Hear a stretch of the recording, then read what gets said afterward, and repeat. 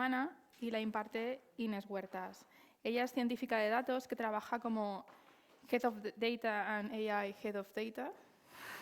Es como un poco repetitivo. En Kairos Digital Solutions y está detrás del proyecto With the Humans, que a lo mejor puedes explicar brevemente o no. Pero bueno, yo creo que va a hablar bastante de ello en esta charla porque es un proyecto que se enfoca en la responsabilidad humana que hay detrás de la inteligencia artificial. Es además coordinadora del grupo de Red Ladies Madrid y es cofundadora de la W Startup C. Y además en 2018 recibió un premio de emprendimiento de mujeres europeas.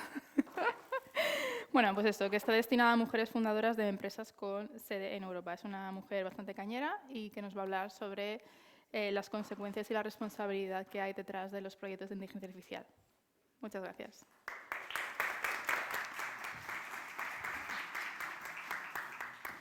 Buenas. A ver. Ahí.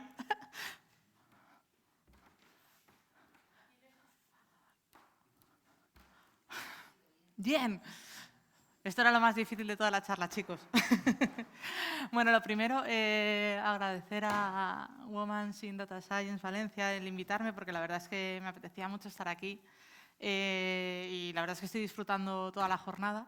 Y detrás de mí va otra charla que también creo que voy a disfrutar mucho. Presentarme, mi nombre es Inés Huertas, soy Head de Data e Inteligencia Artificial en una empresa que se llama Kairos. Soy coordinadora del grupo de RLadies Madrid. RLadies es una, al igual que está WIMS, también está pues, RLadies, que a nivel internacional. Somos un grupo de mujeres, una comunidad de mujeres que promovemos y damos visibilidad a aquellas mujeres que desarrollan en R, hacen proyectos en R, etcétera, ¿no? Y tenemos un montón de actividades. Esto lo cuento por si luego me pilláis, que a quien le interese le cuento un poquito más. Formo parte de un think tank que se llama We the Humans, donde vemos el impacto que tiene la IA en el mundo de la ética. Y esta charla va un poco por esa línea, ¿no? De, bueno, la inteligencia artificial ha aterrizado en nuestro mundo, pero ¿cómo ha aterrizado en nuestro mundo, no? Porque, bueno, hay que saber cómo funciona y el impacto que tiene o que no tiene, ¿no? Luego formo parte también del grupo de Data Now, de Open Data de la NASA, donde explotamos el Open Data que ellos tienen. Y bueno, ahí tenéis mi contacto. Si cualquiera de estas cosas queréis hablarlo fuera, bienvenido. Bueno, la tecnología cambia la sociedad en la que vivimos de una forma muy, muy rápida. ¿Cuántos de vosotros pensáis que la IA, pues bueno, pues es una commodity, que no es algo que impacta en nuestro día a día, que al final, pues bueno, tenemos relativa libertad de elección y que bueno, pues es una cosa más, pero que en realidad no nos afecta tanto? Joder, sois un público duro, ¿eh? O estáis muy concienciados o bueno, que una IA, por ejemplo, Spotify, te recomienda una canción que te gusta, puedes pensar, bueno, pues no tiene un impacto muy alto, ¿no? Pero, ¿alguno de vosotros sabe lo que es Compass? ¿El algoritmo de Compass? Mira, cuéntalo. ¿Sí? ¿Puedo contar? Bueno, el algoritmo de Compass, bueno, el estudio de ProPublica hizo un estudio sobre un algoritmo de predicción de relincuencia, bueno, de volver a delinquir una vez que estabas en prisión, ¿no? Lo desarrolló una empresa que se llama North Point, creo, o algo así. Y bueno, la empresa decía que su algoritmo estaba bien, o sea, tenía un buen accuracy y que era justo. Pero tras un estudio, y esto es también interesante, que es que ProPublica tuvo que pedir esos datos y el gobierno se los tuvo que facilitar, que sin eso no se podría haber hecho el estudio, pues se dio el caso, se vio después de que tendía a fallar en la población afroamericana, mucho más que en la población blanca. Es decir, que el algoritmo te decía que que esta persona iba a reincidir con mayor probabilidad y se equivocaba más veces cuando la persona era afroamericana. Que sepáis que esto simplemente un apéndice, ¿vale? En España también teníamos un algoritmo de este tipo. Este algoritmo lo utilizaban los jueces en Estados Unidos a la hora de una recomendación, ¿no? de condenas o de lo que tuvieran que dictar, ¿no? Entonces dices, ostras, hay una IA detrás de esto que puede decidir si yo, porque vivo en un barrio determinado o porque me parezco en similitud o porque cumplo unos patrones parecidos al de otra persona o a un conjunto que ellos han definido como con cierto comportamiento, puede decidir si un tío va a la cárcel o no.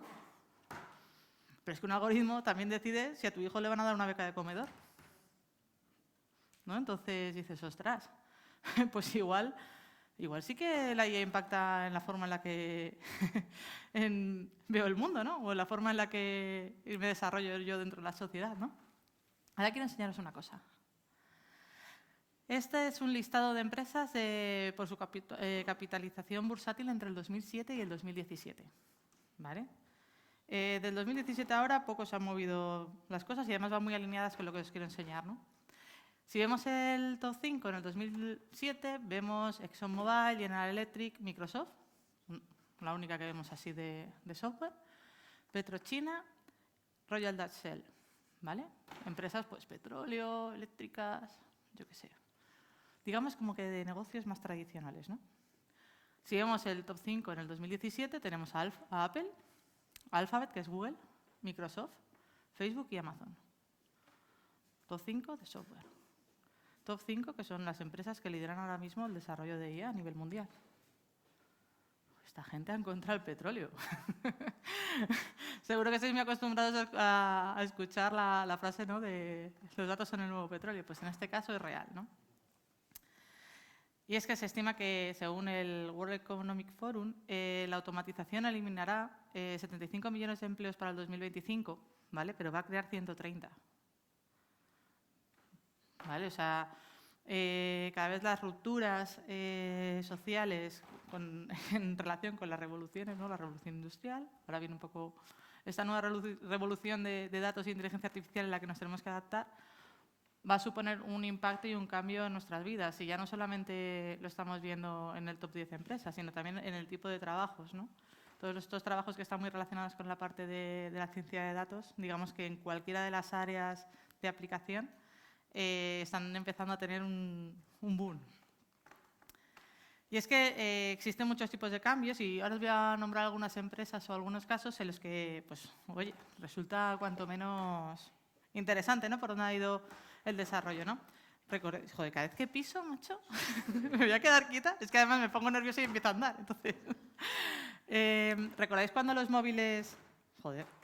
Esto le hacemos un piba a las palabrotas. Cuando los móviles, yo recuerdo cuando... ¿Quién ha tenido un 3310? Por favor, decirme que sí, que más de uno, ¿vale?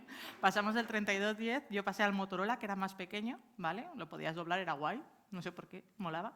De ahí saltamos a smartphone sin teclado, ¿no?, que era una única pantalla, que era la caña, pero es que desde entonces, digamos que la evolución hardware de los móviles sí que ha existido. Evidentemente tenemos mucha más RAM, tenemos procesadores más potentes, pero ya lo que quieres es un móvil que tenga una cámara con una IA guay, que te ponga los filtros, que te quite las arrugas, que te estire, que te ponga más alto, ¿no?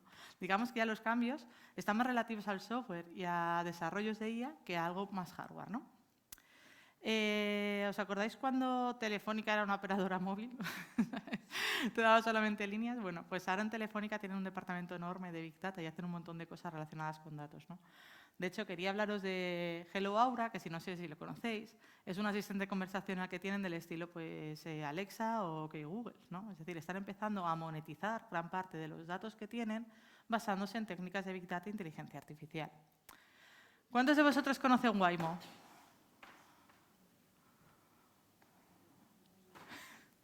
¿Qué es Waymo? Pues, al final me vais a hacer entre todos la charla, ¿eh? Waymo.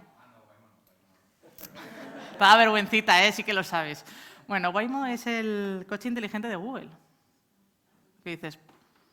¿Google? Vale, Google es la leche y Google tiene un montón de cosas. ¿Por qué Google se está metiendo ahí? ¿No?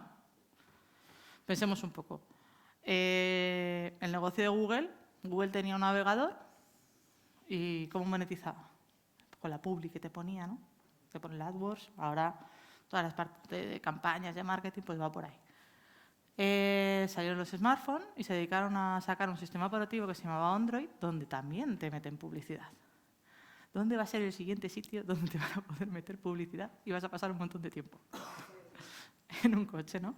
De tal forma que a lo mejor pases por delante de una tienda o por la esquina de Preciados y te saquen en el coche, pues oye, Inés, tú que eres mujer entre 30 y 40 años, pues te vamos a segmentar, te vamos a poner publi de L'Oréal porque sabemos que L'Oréal le interesas tú por tu perfil, ¿no? O cosas tan chulas, ¿no? Como que parece que es algo muy sencillo, pero que no lo es. Y hace unos años hubo una mujer, de hecho, que utilizando técnicas basadas en datos y un montón de información, consiguió descubrir exoplanetas. ¿Vale? Y es que eso es muy complicado, porque no sé si lo sabéis, pero para poder detectar un exoplaneta se hace... Claro, o sea, si está en el espacio infinito, en la oscuridad, pues con una imagen no vas a capturar nada. Necesitas que pase por delante de una estrella y a partir de ahí calcular con técnicas bastante complejas basadas en análisis de Fourier el impacto que tiene sobre el brillo de dicha estrella. O sea, son cálculos muy complejos que hemos conseguido ir avanzando gracias a estas nuevas técnicas. Pero luego también se nos abren un montón de horizontes y de hecho esta mañana me estaba acordando de la charla de Ana, que no sé si sigue por aquí. Toda la parte de análisis de imagen médica, ¿no? De, pues bueno, este proyecto que se llama CHENET, hacen diagnóstico de neumonía a partir de radiografías, ¿no?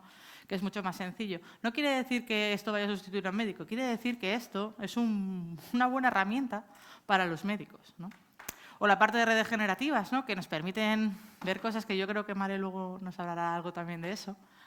Nos permiten pues, ir un poquito más allá y ver cosas que hasta ahora no habíamos visto. No sé si sabéis la aplicación esta de ella que es capaz de generar caras que no existen, ¿no? Entonces, es bastante interesante. O bueno, este es un chico que se hizo además muy famoso, ¿no? Porque consiguió poner su cara en un montón de películas famosas, ¿no? De hecho, bueno, sale la de... Tiene un cortometraje en el que él sale haciendo de Titanic, ¿no? Y bueno, seguramente que muchas de las fake news que hemos visto en los últimos años también están muy relacionadas con esto. No sé si llegasteis a ver durante las últimas elecciones que hubo, hicieron como una especie de vídeo cambiando las caras de los políticos por las del equipo A, ¿no? Y dices, hostia, es que está muy bien conseguida y esto es un problema, ¿no? O, por ejemplo, una aplicación que se llama Corti, que utiliza la inteligencia artificial para reconocer infartos por teléfono, a través de cómo se habla la voz. Entrenaron el algoritmo para saber con más o menos cierta precisión si son capaces de determinar si la persona que llama está sufriendo o no un infarto. O radio, que es un diagnóstico precoz de cáncer, ¿vale? Que con las líneas que veis ahí son capaces de hacer un análisis muy rápido, ¿no? Entonces, son técnicas que están revolucionando la medicina y, oye, parece que el avance va hacia adelante, ¿no? La IA en 2 slides. Aquí casi todos tenéis conocimientos de IA, así que yo creo que voy a ser bastante rápida en esto. Tenemos un conjunto de datos de entrenamiento a los que les aplicamos una serie de técnicas matemáticas, a partir de los cuales sacamos unas reglas, ¿vale? Esto es, ya sé que vais a decir, no, tío, depende mucho del tipo... Es en genérico, ¿vale?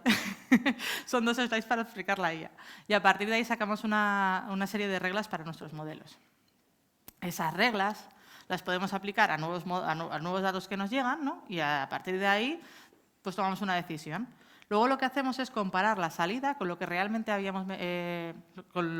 sabíamos que ha ocurrido y de esa forma podemos tener la precisión, ¿vale? Que es una de las muchas métricas que hay para medir un algoritmo, pero que suele ser de la que más se habla, ¿no? El saber cuánto de bueno es un algoritmo es cuántas veces o en qué porcentaje ese algoritmo tiene un acierto. Pero en general hablamos mucho de la inteligencia artificial, pero no de la estupidez artificial, porque, o sea, me refiero que la estupidez a solas existe, pues artificial también la podemos provocar, también la podemos generar. Y es que, claro, si nosotros tenemos una realidad que es perfecta, ¿no? Que es bonita, si hacemos un buen algoritmo, ¿no? Pues el resultado debería ser también perfecto, si el algoritmo es bueno, ¿no? Pero claro, aquí estamos asumiendo que la realidad es perfecta y estamos asumiendo que el algoritmo que hemos desarrollado es bueno. Pero es que la mayor parte de las veces, pues o nuestros datos están mal o no están completos o intentamos que sean de una forma que, bueno, y otras veces el algoritmo es malo y, claro, el resultado es pésimo. Pero es que hay veces que aunque la realidad sea buena y el algoritmo sea bueno, tú no quieres replicar una situación que hay en la realidad porque no consideras que es buena, ¿no? Es decir, os pongo un ejemplo. No sé si hablo de él más adelante, pero vamos a verlo, porque igual sí que es...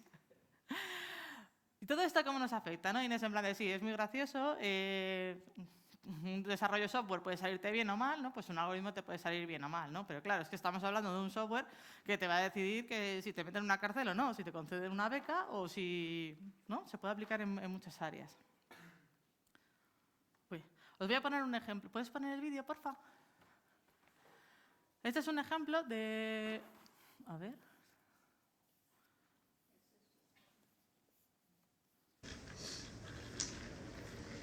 This is using the video tracking software. All right. Explain. My coworker Wanda and I are sitting in front of an HP Media Smart computer. State-of-the-art computer, wouldn't you say? I'd say. We're using the face tracking software, so it's supposed to follow me as I move. I'm black. I think my blackness is interfering with the computer's ability to follow me. As you can see, I do this, no following. Not really following me.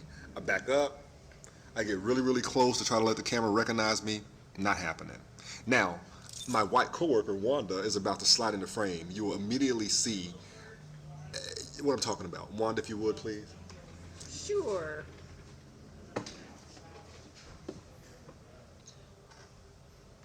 Ya, puedes pararlo. Now, as you can see, the camera is panning.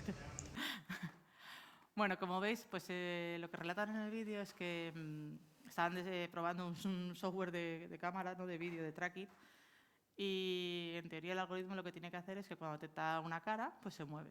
La cámara se hace zoom o no hace zoom. Claro, el hombre que es de color la prueba y no funciona. Llega su compañera por detrás, que es blanca, lo prueba y funciona. Y dices, ostras, ¿qué ha pasado aquí? Resulta que el algoritmo con el que entrenaron, o sea, los datos con los que entrenaron dicho algoritmo solamente le habían pasado caras blancas. Entonces, claro, funcionaba muy bien con caras blancas, pero nadie había pensado que existe mucha más diversidad en el mundo, ¿no? Entonces dices, ostras, el algoritmo era bueno, el algoritmo era cojonudo. Pero nadie se había parado a que hay algo más allá del algoritmo, ¿no? Os pongo otro ejemplo, ¿no? Claro, en el ámbito médico todos pensamos que puede haber una cantidad de avances increíbles, ¿no? Es decir, ostras, es que realmente, pues joder, con los ejemplos que hemos tenido antes vemos que se pueden hacer cosas espectaculares, ¿no? Pero claro, todos también queremos proteger nuestra identidad, ¿no? Es decir, yo puedo ceder mis datos, pero yo no quiero saber yo no quiero que se publique si Inés Huertas ha tenido tal enfermedad o si, ¿no? Pero yo sí que quiero cederlo para la medicina, ¿no? Pues bueno, hay que tener mucho cuidado con estas cosas porque, por ejemplo, se cedieron un conjunto de imágenes, ¿no? Relativas a escáneres, ¿no? De estos que te hacen como una radiografía, una fotito así, ¿no? De un montón de personas que tenían determinadas enfermedades para que la comunidad científica, pues bueno, los técnicos, la gente que nos dedicamos a la parte de IA y de cómputo, pues utilizáramos esa información pues para desarrollar mejores modelos, ¿no? Y hubo un grupo de hackers que lo que se dedicó es a juntar todas las imágenes, reconstruir las caras y cruzarlas con bases de datos de cara y de identificación, para a partir de dichas imágenes de enfermedades saber quiénes eran las que lo habían sufrido. Y dices, ostras. Claro, yo quiero contribuir a esto, pero hay que contribuir con un contexto que también nos proteja, ¿no? Vamos.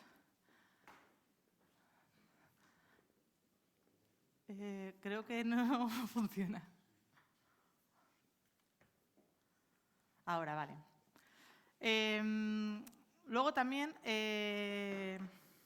os cuento otro ejemplo. Amazon tenía un problema, ¿no? Tenían un montón de currículums que les llegaban a diario y, claro, procesar todo eso por parte de la gente de recursos humanos llevaba muchísimo tiempo, ¿no? Y muchísimas entrevistas. Entonces dijeron, oye, ¿por qué no para la primera criba lo que hacemos es juntar todos los currículums que tenemos, ¿no? Y a partir de ahí lo que hacemos es desarrollar un algoritmo que encuentre dentro de esos currículums cuáles son las principales características de nuestros mejores ingenieros, ¿no? Porque, oye, en la casa tenemos mucho talento, ¿no? Entonces desarrollaron ese algoritmo y esto es lo que os contaba de un ejemplo de que la sociedad es como es o que los datos de origen son como son, pero que existe un problema en esos datos, ¿no? Y en este caso es que el algoritmo lo pusieron en marcha y al poco tiempo se dieron cuenta de que descartaba a las mujeres. ¿Por qué? porque la mayor parte de la plantilla de los ingenieros de Amazon eran hombres. Entonces consideraban ser mujer como una feature que era mala, ¿no? Entonces es como, bueno, sí, es que la realidad es así, pero igual no la quieres replicar. Tú quieres contratar a mujeres, no quieres excluirlas, ¿no? Dentro de tu proceso de contratación. O, por ejemplo, esto es un caso que de IA un poco descontrolada. El chatbot que sacó Microsoft, sacó un chatbot que tenía la personalidad, decían, de una chica de 17 años, que era muy alegre, bla, bla, bla, bla. Y lo que hacía el chatbot es que aprendía de las respuestas que le iban dando. En 24 horas el chatbot se convirtió en racista, empezó a decir un montón de palabrotas, lo tuvieron que parar. ¿Por qué? Porque la gente les enviaba respuestas y el chatbot ahí se descontroló, ¿no? O un ejemplo que cada vez va mejorando más es la IA de los traductores, ¿no? Pues bueno, pues cuando pones que hay un doctor o que hay una doctora, ¿cómo lo traducen? Si lo traducen como doctor o doctora o como enfermera. Ahora os quiero contar un ejemplo que me pasó hace poco que me dio bastante risa, ¿no? Porque dices, joder, macho, o sea, precisamente, os cuento. Como os comentaba, yo llevaba una de las comunidades que se llama RLadies Madrid, que es de mujeres que programamos en R y intentamos dar visibilidad a compañeras que hacen desarrollos, ¿no? Y normalmente para cada sesión pues suelo hacer una creatividad, ¿no? Que es lo que se llama. Pues no, pones la foto, el título, tal, no sé qué. Y dije, pues mira, para este año estaría guay pues hacer algún tipo de avatar o de foto o de caricatura de cada una de nosotras, ¿no? Y me puse a buscar y encontré un algoritmo que estaba más open source, de unos coreanos que a partir de un conjunto de imágenes habían creado una serie de dibujos, ¿no? Y dije, pues mira, mola mucho el rollo. Digo, voy a probarlo. Me lo descargué, le metí mi imagen y parecí coreana. Me puso con los ojos marrones y dije, ostras, claro, es que el algoritmo solamente ha sido entrenado con sus caras. O sea, en realidad han hecho una adaptación mía, ¿no? Y bueno, quizás yo no debía haber utilizado ese algoritmo o quizás ellos deberían haberlo hecho con un caso mucho más genérico, pero me hizo pensar y dije, ostras, claro, para ellos esto no será un problema o no habrán pensado en esto. ¿Cómo podemos resolver este tipo de problemas? ¿Vale? A ver, es una disyuntiva que está surgiendo ahora, que es relativamente reciente, pero que tenemos que empezar a pensar que los algoritmos no son automáticamente ni confiables, ni son perfectos, ni muchísimo menos, ¿vale? A día de hoy existen una serie de directrices a nivel europeo que todavía no se ha convertido ni en una regulación ni nada, donde te explican, pues bueno, por dónde van las cosas, ¿no? Es decir, pues sobre todo más ligada a la parte de confiabilidad de los algoritmos y a la parte más ética. Comentar que no todo es el desarrollo de los algoritmos.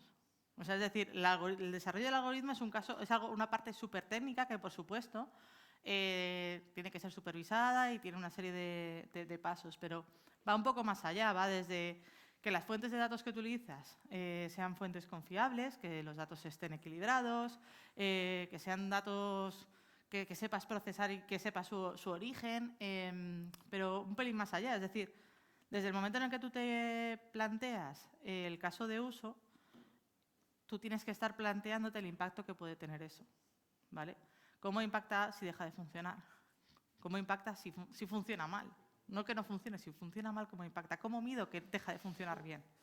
¿No? O sea, son cuestiones que hasta hace muy poquito no nos hemos empezado a plantear, ¿no? Nos hemos puesto a desarrollar IA hasta tal punto que hemos desarrollado algoritmos que denominamos de caja negra, que son algoritmos que no sabemos cómo funcionan por dentro, pero funcionan. No, es que me saca una precisión cojonuda, ya, pero ¿cómo? ¿No? Antes, creo que era en la charla de Anabel, que decíais lo de claro, yo le saco el algoritmo y el médico me dice, ya, pero ¿por qué pasa esto? Y tú te dices, bueno, es que he metido una red súper tal, que es que no me lo dice, pero sé que sí que funciona bien, ¿no? Entonces, hay que trabajar mucho y se está empezando a trabajar la parte de explicabilidad, la parte de transparencia y sobre todo la parte de la auditabilidad de los algoritmos. Porque no solamente es importante saber que tu algoritmo funciona bien, sino por qué también funciona bien, porque de esa forma tú también aprendes, porque para muchos casos necesitas justificarlo. Necesitas justificar por qué te dan una beca, necesitas justificar por qué, y de ahí viene parte del análisis, de por qué me condenan o no me condenan. Y cuando ves que es una cuestión racial, dices, hostia, pues a lo mejor ya no me fío tanto. O a lo mejor ya esta IA, pues no, ¿no? La creación de una IA confiable, como decía, no es una cuestión técnica. En We the Humans, que es donde trabajamos parte de cómo debería ser una IA confiable, nosotros hablamos con los CEOs de las empresas, hablamos con los jefes de proyecto. Hay una parte que tiene que ver mucho con la técnica y hablamos con el data scientist y el desarrollo, pero la pregunta principal es con el CEO. ¿Cómo impacta tu algoritmo en la sociedad? ¿Cómo impacta en el desarrollo de, no sé, de los derechos humanos? Si funciona bien, discrimina. Si funciona mal, ¿qué haces? ¿Has medido el impacto que tiene? Son preguntas que se tienen que hacer antes uno de empezar a desarrollar nada, ¿no? ¿Cómo vas a evitar que ocurra esto? ¿O cómo vas a detectar que ocurre esto, ¿no? Porque otra de las partes que también aún se están empezando a desarrollar es, nosotros, uy, me ha sacado la esta roja, digo, ya lo he hecho mal, joder, me he asustado, es que me quedan 5 minutos. Lo que decía, ¿cómo detectas que un algoritmo deja de funcionar? Es una de las cosas más complicadas que hay. Tú puedes monitorizar un algoritmo, pero ese algoritmo va a estar entrenado probablemente o sea, es dependiente del conjunto de entrada de datos con los que tú lo entrenaste. 1000 historias más, pero parte de ello, gran parte, tiene que ver con los datos con los que lo has entrenado. Si dejas mucho tiempo sin entrenar, probablemente en comparación con los datos que tú vas capturando entre tanto, haya una diferencia, ¿no? Esa es una de las partes, pero hay muchísimas más. Divulgación sobre el uso consciente de la IA. Esto es importante. Esto es importante. Es importante que a lo mejor no sepáis cómo funciona, yo qué sé, el Hugging Face, el último algoritmo de Berto o lo que sea. Eso no es importante. Es importante que sepáis que existe una IA, que la estamos consumiendo a diario y que hay un montón de gente que la está utilizando para tomar decisiones que nos impactan. Yo no sé cómo funciona el frigorífico de mi casa, pero sé usarlo. Eso es lo que tenemos que ser conscientes, pero no solamente nosotros en el ámbito técnico, sino en el ámbito general. Que cuando yo hablo a una app de lectura de periódico, que no diga, nada, mira, como Inés es así, está segmentada, le vamos a poner este tipo de noticias. Y que yo sepa que, vale, que me estoy leyendo esas noticias, pero que están basadas en una recomendación para mí. Que puede ser en base de un sistema de publicidad o en base a un pensamiento político o en base a lo que sea. Pero que yo sepa que eso está pasando. Luego, equipos diversos. Ya hemos visto que probablemente si hubiera habido alguien de color en el equipo del tracking de la cámara, hubiera dicho, hostia, chavales, que aunque sea yo haciendo una prueba, esto no funciona, ¿no? Y cuando digo equipos diversos, hablo de las mujeres también, ¿vale? Y esto no es aplicable solo a la IA, pero sí a la IA en este concreto. O sea, no solamente para la IA, debería estar en todo, pero en este caso habéis visto el trozo de pastel que se está repartiendo ahora con la IA y lo que va a venir en los próximos años. Si no estamos presentes en los desarrollos que se hacen, no vamos a estar presentes en las decisiones que se están tomando, en cómo se está modelando el mundo del mañana. Y por eso es muy importante que empecemos a tener mujeres, así que os queremos a todas, os necesitamos. Y bueno, como decía, esto no solamente para las mujeres, creo que en cualquier ámbito, cualquier equipo diverso, está comprobado que tienen mejor performance, que funcionan mejor, que el resultado de los productos que desarrollan es de mayor calidad. Y bueno, en este caso sí, también sobre las mujeres, porque estamos aquí hoy precisamente en Women in Data Science para contar sobre mujeres que nos dedicamos a temas de datos. Y bueno, no sé si hay alguna pregunta más, espero que os haya gustado y que hayáis tenido un poco un overview de cómo impacta la IA, un poquito más allá de la que teníais antes de llegar y que hayáis aprendido alguna cosilla. Muchas gracias.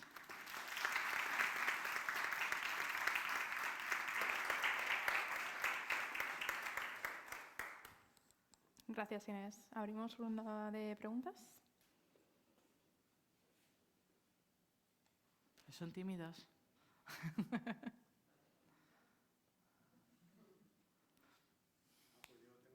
Venga. Espera.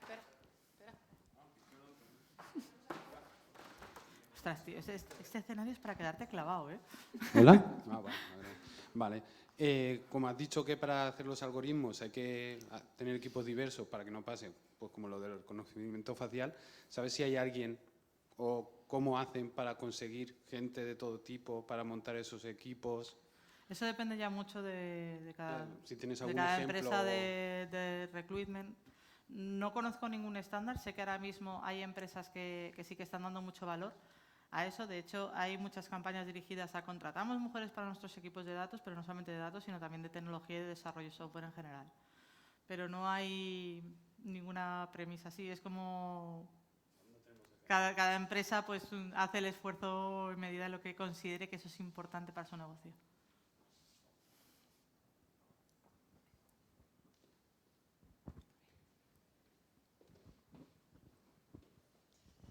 Vale, yo tenía una pregunta de, pues si en este sentido sabes si hay algún tipo de estándar también, porque por ejemplo nosotros podemos desarrollar un modelo, ¿no?, hoy en día y entrenar el modelo y me funciona muy bien, ¿no? Pero luego tenemos pues la deriva, ¿no?, de los datos, la deriva de los modelos y hacer que el rendimiento del modelo en 2-3 años no me funcione, ¿no? En ese sentido, ¿hay algún tipo de directivas que digan, pues eso, tenemos que monitorizar los modelos y evaluar el rendimiento continuamente, etcétera? O sea, dentro de la regulación lo que te dicen es tú tienes que tener contemplado eso. No te dicen cómo. Te van a decir, es como lo de los planes de igualdad. Tú tienes un plan de igualdad en el que consideres esto, esto, esto, y tú digas, sí, pues mira, lo he contemplado desde ese punto de vista o no. La historia es que tú te hayas sentado a pensar sobre ese problema y decir, bueno, es que mi algoritmo en concreto pues hace una predicción, o mi algoritmo en concreto lo que hace es una segmentación. Dependiendo de cada una de las casuísticas, evidentemente vas a actuar de una forma o de otra, pero que sí que lo tengas contemplado. Y que evidentemente lo hagas, te van a pedir actas, en fin, o sea, que no digas, pues mira, sí, existe un procedimiento guardado en el Drive ahí olvidado de Dios, ¿no? Pero que sí que tengas planteada la metodología o el proceso mediante el cual tú lo controlas. Vale.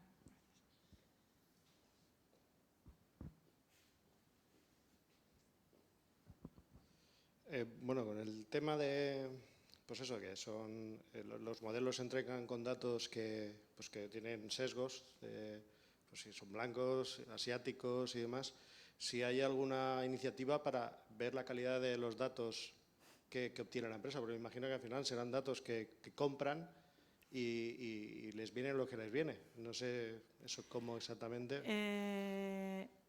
No existe ningún estándar, pero sí que es verdad que cada vez las empresas se están preocupando más por este tipo de cosas, ¿no? Porque es decir, tú compras datos, pero tú quieres saber la calidad de esos datos, no solamente que no te vengan con NAs o que no te vengan vacíos, ¿no? Que vayan un poquito más allá. Al final yo lo que estoy viendo es que tú lo mejor que puedes hacer es crearte procesos automáticos que te validen esos datos y que siempre estén en unos rangos, ¿no?, que tú estimas que son aceptables, ¿no? Pues, por ejemplo, si tienes un conjunto de datos que normalmente te suele venir por tu histórico entre, yo que sé, un 40% hombres y un 60% mujeres, que te salten alertas cuando esos requerimientos de negocio no se cumplen, porque entonces probablemente la calidad de ese dato no sea tan buena. Entonces ya te paras y lo miras en concreto. Pero son procesos que tú tienes que estructurar de forma interna. Creo que, por ejemplo, herramientas como Databricks sí que te permiten hacer ese tipo de gestión de calidad. Y creo que también hay alguna de software libre, que ahora mismo no me acuerdo, pero si me dejas que lo mire, luego te la cuento. Bueno, lo cuento en general a todo el mundo que quiera.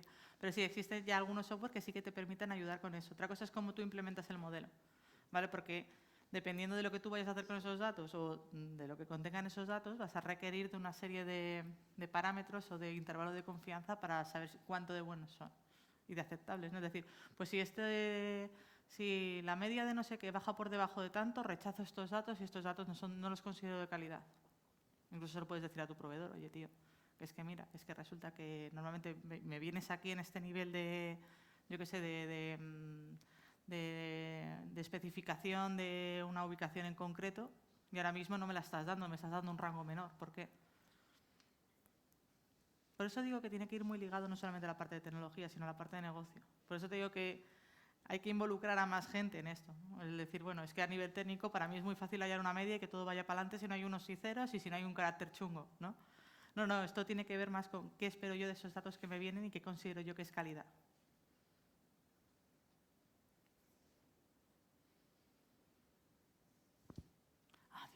Mientras pueda, David, una rápida. ¿Cómo se está resolviendo ahora mismo estos algoritmos más problemáticos, llamémoslo? Sabemos el bot lo han apagado porque se ha vuelto racista. Sí. ¿Se apagan todos o se decide invertir el dinero en mejorarlos, corregirlos o lo que sea? Por ejemplo, en Amazon creo que lo corrigieron. Depende mucho de cada empresa. Oye, que hay mucho, es que puede ser que haya mucha IA que esté funcionando mal y no lo sepamos.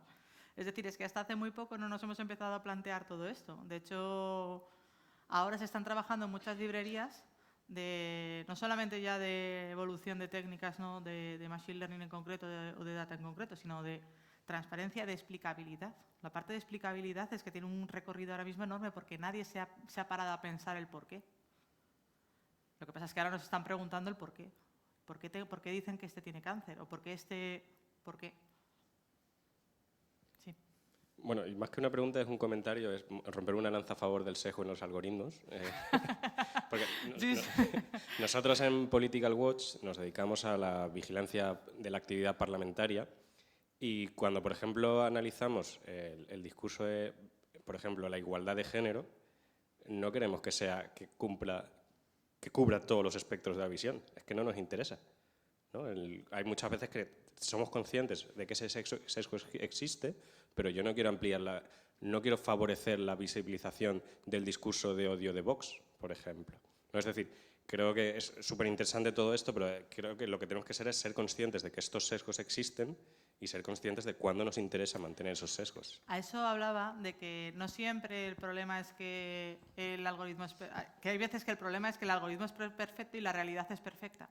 Y que tú no quieres propagar esa realidad. Que ahí ya además entramos en términos chungo, ¿no? Porque tú piensas a lo mejor que el discurso de Vox no hay que propagarlo y otros piensan que sí, ¿no? Entonces ahí ya es otro cambio. Pero es un ejemplo muy guay de, oye, es que la realidad tiene un sesgo, ¿la propagas o no la propagas? Pero eso ya es una decisión tuya de negocio. Yo decido no propagarla, pero soy consciente de que existe. Entonces ya cuando alguien te venga y te diga, no, es que tú propagas el sesgo, tú dices sí, porque he pensado que es mejor así, o no, porque he pensado que no. Pero al menos eres consciente, te has parado a pensarlo. Otra cosa es lo que tú hagas luego con ese algoritmo, ¿sabes? Que a lo mejor ese algoritmo se dedica a hacer algo que, pues bueno, pues puede ser desde tu punto de vista más políticamente correcto o no. Pero eres consciente y lo conoces.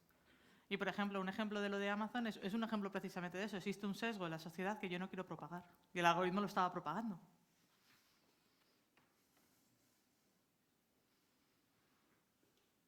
Yo quería hacerte una pregunta para saber un poco qué opinas de por dónde crees que va a ir la programación neurolingüística. Porque ahora mismo yo creo que hay un gran problema en la programación neurolingüística en aquellos algoritmos que tienen un impacto social en la sociedad, ¿vale? En la generación del lenguaje. Generalmente son algoritmos de deep learning en donde toman una gran representación de datos. Ya nos has explicado que rubbish in, rubbish out. Generalmente hay muchos puntos en la vida de la creación de un modelo donde se pueden introducir esos sesgos, pero muy importantes son los datos. Y lo que se hacen es una gran recogida masiva de datos de Internet, en donde, como también has comentado, pues está el sesgo histórico de estamos recogiendo toda esta información y la estamos tirando hacia adelante en forma de predicciones y en forma de creaciones, que justamente después hablaremos de ellas. Y hay un movimiento que está liderando, yo creo, bastante Timmy Gerbrook, que se fue de Google, que sacó el paper de Stochastic Parrots y ella está, ella, entre varias personas, abogando por una curación de los datasets de entrada. O sea, tú no puedes... es que me parece masivo. Entonces, quería saber un poco tu opinión sobre esto. ¿Es factible, no es factible? A ver, para que te hagas una idea, entrenar el algoritmo de GPT-3, ¿vale? Que es un algoritmo que es la caña, con el que se puede hacer tal, que se ha quedado ya desfasado porque han venido 8 detrás, pero que fue, digamos, un salto bastante potente en el tema de análisis del lenguaje, bueno, de redes neuronales. Entrenar ese algoritmo contaminó lo mismo que creo que era lo que contaminan 20 vehículos en su tiempo de vida media. Vale, o sea, el esfuerzo titánico que supuso eso. Tener un algoritmo de ese estilo de propósito general me cuesta mucho pensarlo, ¿vale? Porque además no creo que llegue a funcionar del todo bien. Aunque todo esto tiene que ver, aunque dentro de 5 años diremos, joder, la burrada que dijo Inés con los cachordenadores que tenemos ahora y la computación cuántica en 10 minutos lo tenemos, ¿no? No, es que GPT-3 es racista también. Es racista. Pero porque coge un subconjunto al final. O sea. Bueno, cogió, o sea, el dataset de entrada son libros, es la Wikipedia, pero también lo que coge es mucho Reddit. Entonces, pues todas las opiniones que se versan en Reddit, al final se tiran a ese algoritmo y entonces cuando tú empiezas a escribir 2 musulmanes van, el 70% de las predicciones son de y te ponen una bomba y te matan o empiezan a tirarse. Y se ha hecho un estudio para ver si solo era con los musulmanes. Se ha hecho un estudio por 2 cristianos van, 2 ateos van. Y, yo creo que eso es y un poco entonces idílico. es lo mismo, ¿no? Están replicando la realidad y son algoritmos en donde coge una ingesta, cantidad de datos que es dificilísimo hacer ¿sabes? El análisis de esto sí, esto no me va a entrar como datos y sin embargo están siendo usados, empezándose a usarse. Pero también se utilizaban los algoritmos previos a eso y tampoco eran buenos del todo, me refiero. Pero yo creo que vamos a una complejidad cada vez mayor en cuanto a cómo yo analizo esos datos. ¿Cómo no? O cómo los curo. Ya, eso voy. Claro. La historia está en que tú no deberías curarlos. Deberías tener la suficiente potencia y la suficiente cantidad de datos como para comprender que estás hablando en un tono, pues imagínate, pues adolescentes, a un niño no le hablas igual que a un adulto. Uh-huh. Pero tú, en cambio, a este tipo de algoritmos sí que le tienes que decir es un niño. O le estoy hablando a un adulto, que digamos que lo cura un poco, ¿no? Uh-huh. Lo ideal sería, pues si pensamos a lo grande, pensamos a lo grande. Por eso te digo que pensar a lo grande me cuesta mucho. Todo lo que tenga la curación tiene que implícitamente mete un sesgo. Entonces, ¿probablemente sean un poco mejores de los que tenemos ahora? Sí. ¿Probablemente resuelvan el problema? No. O sea, yo creo que todavía estamos muy lejos de eso. Lo que te digo, yo creo que con la computación cuántica, con alguna de estas cosas, sí que podremos conseguir algo tan potente, pero lo del lenguaje sí que es realmente complicado. Pero bueno, los algoritmos que hay ahora son mucho mejores que la generación anterior, entonces supongo que cuantos más estemos en esto, más rápido llegaremos. No sé si te ha resuelto la pregunta No, o me has dicho, tía, no. No, por saber tu opinión, era una pregunta abierta. Por saber tu opinión. Gracias. ¿Alguna pregunta más? ¿No? Pues muchas gracias, Inés. A vosotros.